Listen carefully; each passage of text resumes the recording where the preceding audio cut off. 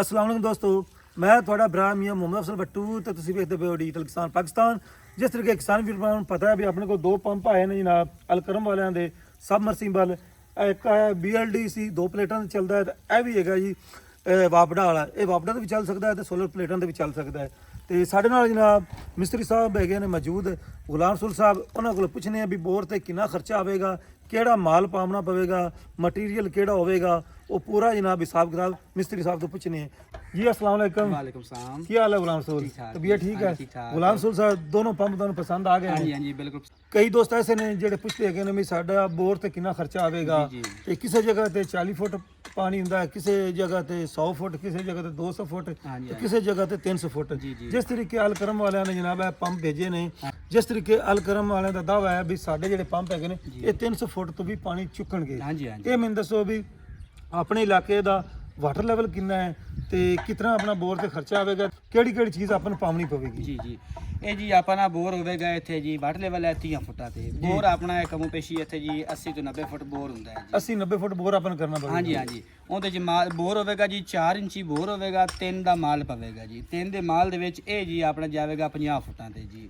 ਤੇ ਪਾਣੀ ਬਿਲਕੁਲ ਪ੍ਰੈਸ਼ਰ ਨਾਲ ਸੋਹਣਾ ਪਾਣੀ ਕੱਢਦਾ ਹੈ। ਇਹ 300 ਫੁੱਟ ਤੋਂ ਹੀ ਪਾਣੀ ਜੀ ਚੰਗਾ ਪ੍ਰੈਸ਼ਰ ਨਾਲ ਕੱਢਦਾ ਹੈ। ਕੱਢ ਸਕਦਾ ਹੈ? ਹਾਂਜੀ ਹਾਂਜੀ ਠੀਕ ਹੋ ਗਿਆ। ਤੇ ਇਹਦਾ ਖਰਚਾ ਹੈਗਾ ਜੀ ਆਪਣਾ ਇੱਥੇ 80 90 ਫੁੱਟਾਂ ਦਾ ਖਰਚਾ ਹੈਗਾ ਜੀ। ਇਹਦੀ ਸਮਾਨ ਦਾ ਖਰਚਾ ਹੈ ਜੀ 25000 ਰੁਪਏ ਸਮਾਨ। 25000 ਰੁਪਏ? ਹਾਂਜੀ ਸਮਾਨ ਦਾ। ਤੇ ਬੋਰ ਦਾ ਕਿੰਨਾ ਨਾਲ ਤੁਸੀਂ ਮਜ਼ਦੂਰੀ ਕਿੰਨੀ ਆ? ਮਜ਼ਦੂਰੀ ਅਸੀਂ ਲੈਂਦੇ ਫਿਰਨੇ ਜੀ ਬੋਰ ਦੇ ਜਿਹੜੇ 4 ਦਾ ਬੋਰ ਹੈ ਉਹਦੇ ਜੀ 10000 ਰੁਪਏ ਮਜ਼ਦੂਰੀ ਲੈਂਦੇ। 10000 ਰੁਪਏ ਮਜ਼ਦੂਰੀ? ਹਾਂਜੀ ਹਾਂਜੀ। ਅੱਛਾ ਇਹ ਮੈਨੂੰ ਦੱਸੋ ਵੀ ਆਮ ਜਿਹੜਾ ਆਪਾਂ ਘਰ ਵਿੱਚ ਬੋਰ ਕੀਤਾ ਹੋਇਆ ਹੈ ਲਾਲ ਪੰਪ ਵਾਲਾ, ਹਾਂਜੀ ਹਾਂਜੀ, ਉਹਦਾ ਜਿਹੜਾ ਬੋਰ ਉਹਦੇ ਵਿੱਚ ਵੀ ਪੈ ਜਾ ਸੀ ਜਾਂ ਉਹਦੇ ਵਿੱਚ ਉਹ ਬੋਰ ਹੁੰਦਾ ਹੈ ਜੀ ਆਪਣਾ 2.5 ਦਾ, ਉਹਦੇ ਵਿੱਚ 2 ਦਾ ਮਾਲ ਪੈਂਦਾ ਹੈ ਕਿਉਂਕਿ ਇਹ ਆਪ 2 ਦਾ ਹੈ ਜੀ ਪੰਪ ਜੀ। ਠੀਕ ਹੈ। ਹਾਂਜੀ ਤੇ ਜਿਹੜਾ ਮਾਲ ਆਪਾਂ ਪਾਵਣਾ ਉਹ 4 ਦਾ ਬੋਰ ਸੀ 3 ਦੇ ਮਾਲ ਵਿੱਚ ਚਲਾ ਜਾਏ। 3 ਦੇ ਮਾਲ ਦੇ ਵਿੱਚ ਇਹ ਦੋਨੋਂ ਪੰਪ ਚਲੇ ਜਾਣ? ਹਾਂਜੀ ਹਾਂਜੀ ਠੀਕ ਹੋ ਗਿਆ ਜੀ। ਤੇ ਇਹ ਹੁਣ ਦੱਸੋ ਵੀ ਤੁਹਾਨੂੰ ਇਹ ਪੰਪ ਕੈਸੇ ਲੱਗੇ ਨੇ? ਪੰਪ ਕਮਾਲ ਹੈ ਜੀ, ਕਮਾਲ ਨੇ, ਬਿਹਤਰੀਨ ਜੀ, ਤੇ ਚੰਗਾ ਕੰਮ ਕਰਨਗੇ? ਚੰਗਾ ਕੰਮ ਕਰਨਗੇ। ਗੁਲਾਮ ਰਸੂਲ ਭਾਈ ਇਹ ਮੈਨੂੰ ਦੱਸੋ ਵੀ ਡੇਅਰੀ ਵਾਸਤੇ ਜਿਸ ਤਰੀਕੇ ਆਪਣੇ ਜਾਨਵਰ ਹੈਗੇ ਨੇ 12 14 ਹੈਗੇ ਨੇ ਜੀ, ਤੇ ਇੱਕ ਬੰਦਾ ਕਹਿੰਦਾ ਵੀ ਉਹ ਆਪਣੀ ਵੀਡੀਓ ਵੇਖ ਲੈਂਦਾ, ਉਹ ਕਹਿੰਦਾ ਵੀ ਮੇਰੀ ਵੱਡੀ ਡੇਅਰੀ ਹੈ ਤੇ ਉਹਦੇ ਜਾਨਵਰ ਵੀ ਜ਼ਿਆਦਾ ਹੈਗੇ ਨੇ, ਤੇ ਇਹ ਪਾਣੀ ਦੀ ਜਿਹੜੀ ਹੈ ਇਹ ਪਾਣੀ ਪੂਰਾ ਕਰ ਲਵੇਗਾ? ਜੀ ਬਿਲਕੁਲ ਪੂਰਾ ਕਰ ਲਵੇਗਾ ਕਿਉਂਕਿ ਜਿੱਡੀ ਵੱਡੀ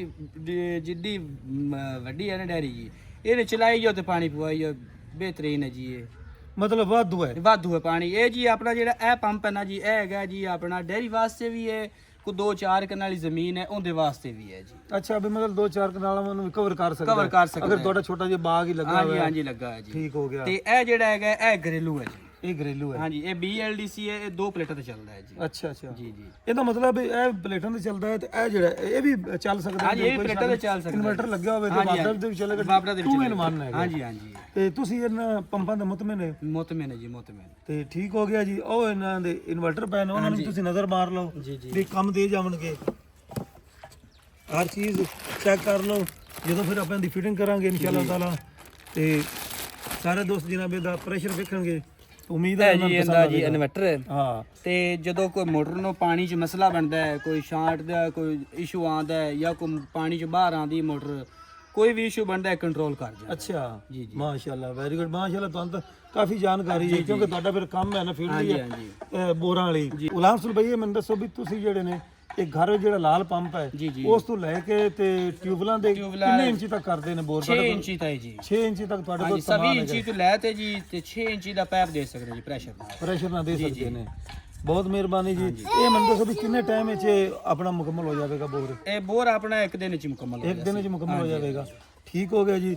ਤੇ ਕਿਸਾਨ ਵੀਰ ਭਰਾਓ ਇੱਕ ਵਾਰੀ ਫਿਰ ਮੈਂ ਦੱਸਦਾ ਚੱਲਾਂ ਵੀ ਆ BLDC 2 ਸੋਲਰ ਪਲੇਟਾਂ ਤੇ ਚੱਲੇਗਾ ਤੇ ਇਹ ਜਿਹੜਾ ਹੈਗਾ ਇਹ ਇਨਵਰਟਰ ਤੁਸੀਂ ਲਾ ਲਓ ਤੇ 2-3 ਪਲੇਟਾਂ ਇਹਦੇ ਤੇ ਵੀ ਲਾਓ ਚਾਹੇ ਇਹ ਵੀ ਚੱਲ ਜਾ ਸੀ, ਵਾਪਰ ਤੇ ਵੀ ਚੱਲੇਗਾ ਤੇ ਸੋਲਰ ਪਲੇਟਾਂ ਤੇ ਵੀ ਚੱਲੇਗਾ।